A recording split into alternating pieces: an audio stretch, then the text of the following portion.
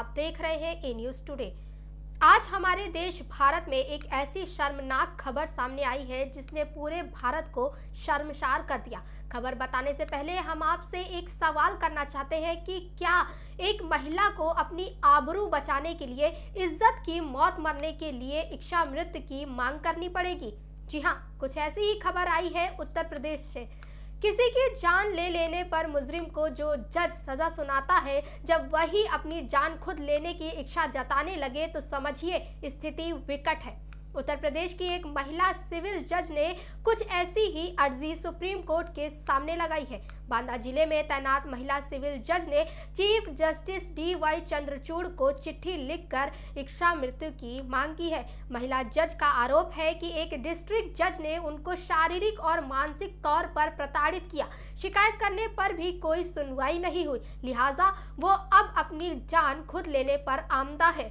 जी हाँ, महिला जज ने एक सीनियर जज पर यौन उत्पीड़न के इल्जाम लगाए हैं और कहा है कि उसे न्याय नहीं मिल सका है। जूनियर जज का इल्जाम है कि जिला जज ने उनका यौन उत्पीड़न किया और रात में मिलने का दबाव बनाया। जूनियर महिला जज का इल्जाम है कि उन्होंने 2022 में इलाहाबाद हाईकोर्ट के चीफ जस्टिस को शिकायत दी और फिर प्रशासनिक न्यायाधीश से भी शिकायत की, लेकिन कोई राहत नहीं मिली। जूनियर जज ने इस साल जुलाई में आंतरिक शिकायत समिति को भी शिकायत दी थी।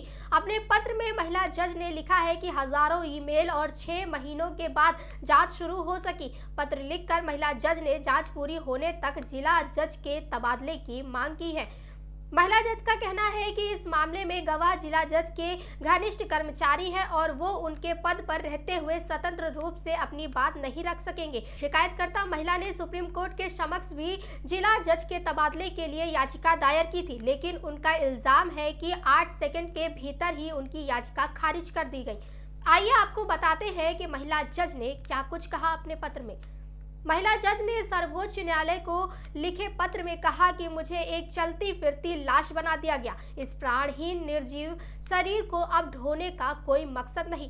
मैं बड़े उत्साह से न्यायिक सेवा में शामिल हुई थी। उम्मीद थी इसमें आम लोगों को न्याय मिलेगा। मुझे क्या पता था कि मैं जिस भी दरवाजे पर जाऊंगी मुझे न्याय के लिए भिखारी बना दिया जाएगा। पॉश एक्ट हमसे बोला गया एक बड़ा झूठ है, कोई नहीं सुनता। वो आगे लिखती हैं, मेरी सेवा के थोड़े ही समय में मुझे खुली अदालत में दुर्व्यवहार का दुर्लभ सम्मान मिला। मेरे साथ हद दर्जे का यौन उत्पीड़न किया गया। मेरे साथ बिल्कुल कूड़े जैसा व्यवहार किया गया। मेरी दूसरों के न्याय दिलाने की आशा थी, लेकिन क्या भला मिला।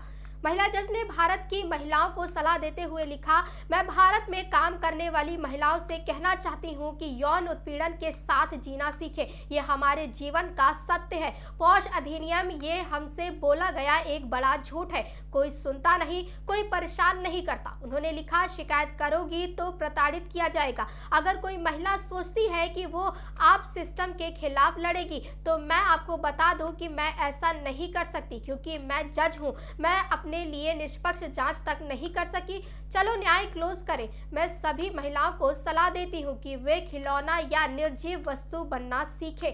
महिला जज ने आगे लिखा, मैंने 2022 में मुख्य न्यायाधीश इलाहाबाद हाई कोर्ट से शिकायत की, मगर आज तक कोई कार्रवाई नहीं हुई। किसी ने भी मुझसे ये पूछने तक की जहमत नहीं उठाई कि क्या हुआ, आप परेशान क्यों हैं। मैंने जुलाई 2023 में हाई कोर्ट की आंतरिक शिकायत समिति से शिकायत की। जांच शुरू करने से ही 6 महीने और 1000 ईमेल लगाए, जो आज प्रस्तावित जांच भी है वो एक दिखावा है। पूछताछ में गवाह जिला न्यायाधीश में तत्काल अधीनस्थ है। समिति कैसे गवाहों ने से अपने बॉस के खिलाफ गवाही देने की उम्मीद करती है, ये मेरी समझ से परे है।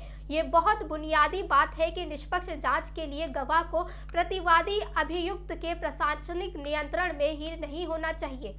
उन्होंने आगे लिखा, मेरी प्रार्थना पर ध्यान नहीं दिया गया। मैंने केवल इतना अनुरोध किया था कि जांच लंबित कर रहने के दौरान जिला न्यायाधीश का स्थानांतरण करा दिया जाए, लेकिन मेरी प्रार्थना पर भी ध्यान नहीं दिया गया। ऐसा नहीं है कि मैंने जिला जज के तबादले की प्रार्थना यूं ही कर दी थी। माननीय उच्च न्यायालय पहले ही न्यायिक पक्ष में ये निष्कर्ष दे चुका है कि साक्ष्यों के साथ छेड़छाड़ की जा रही है। मुझे उम्मीद नहीं थी कि मेरी शिकायतों और बयानों को मौलिक सत्य के रूप में लिया जाएगा।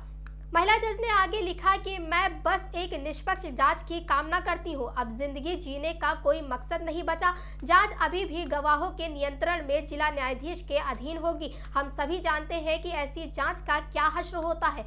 जब मैं स्वयं निराश हो जाऊंगी तो दूसरों को क्या न्याय दूंगी। मुझे अब जीने की कोई इच्छा नहीं है। पिछले 1.5 साल से मुझे एक चलती फिरती लाश बना दिया गया है। मेरी जिंदगी का कोई मकसद नहीं बचा है। कृपया मुझे अपना जीवन सम्मानजनक तरीके से समाप्त करने की अनुमति दे। तो ये था महिला जज का गमगीन कर देने वाला पत्र। आइए अब आपको उस पॉश एक्ट के बारे में बताते हैं जिसका महिला जज ने अपने पत्र में जिक्र किया।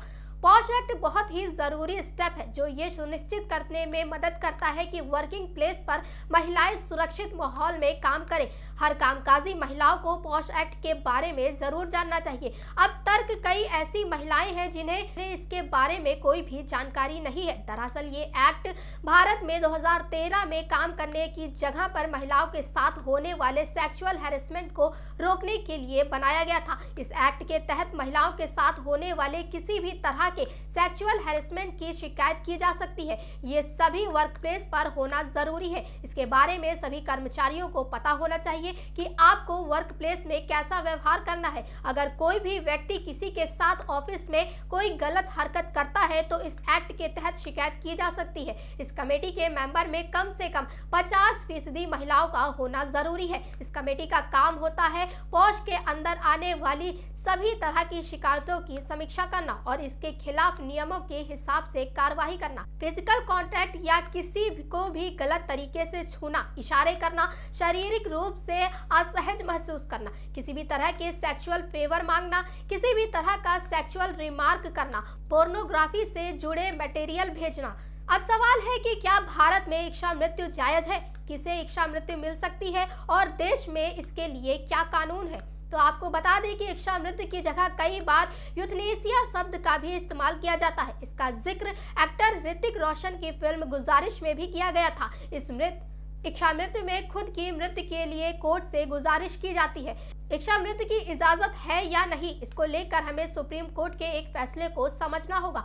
कॉमन कॉज बनाम यूनियन ऑफ इंडिया केस में 5 जजों की संविधान पीठ ने मार्च 2018 में सम्मान से मरने के अधिकार को भी मौलिक अधिकार माना। Justice Deepak Mishra, justice A.K. Sikri, justice A.M. Khanwilkar, justice D.Y. Chandrachud और जस्टिस अशोक भूषण ने यूथनेसिया को लागू करने के लिए कुछ गाइडलाइंस जारी की थी। हालांकि ये असाध्य यानी ना ठीक होने वाली बीमारियों के लिए ही थी। 2023 में सुप्रीम कोर्ट ने पिछले गाइडलाइंस में कुछ बदलाव किए थे जिससे इच्छा मृत्यु के अधिकार को आसान बनाया जा सके। वही यूथनेसिया 2 तरह की है, पहली एक्टिव यूथनेसिया और दूसरी पैसिव यूथनेसिया। वही यूथनेसिया 2 तरह की है, पहली एक्टिव यूथनेसिया और दूसरी भारत में पैसिव यूथनेसिया की इजाजत है। एक्टिव यूथनेसिया पर अब भी देश में रोक है। एक्टिव यूथनेसिया का अर्थ है कि कोई रोगी लाइलाज बीमारी से जूझ रहा हो और उसको सीधे जहर का इंजेक्शन देकर मार दिया जाए। वही पैसिव यूथनेसिया का मतलब है रोगी गंभीर और ना ठीक होने वाली बीमारी से जूझ रहा हो और अब उसके ठीक होने की कोई उम्मीद ना बची हो। ऐसी सूरत में उस शख्स को दिया जा रहा मेडिकल सपोर्ट हटा दिया जाए, यही पैसिव यूथनेसिया कहलाता है। भारत में पैसिव यूथनेसिया कोई इजाजत है, लेकिन वो भी तब जब अपने होश में एक लिव इन यानी एक वसीयत जैसी कागज पर इसकी अनुमति दे रखी हो। अगर ऐसा नहीं है तो उस शख्स के होश में आने का इंतजार किया जाएगा।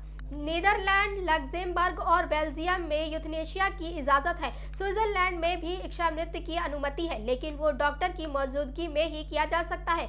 यूनाइटेड किंगडम यानी ब्रिटेन इसको गैर कानूनी मानता है। अमेरिका में इसको लेकर अलग अलग राज्यों में अलग अलग कानून है। वॉशिंगटन, ओरेगन और मोंटाना जैसे राज्यों में इच्छा मृत्यु की इजाजत है, जबकि और कई राज्यों में नहीं है।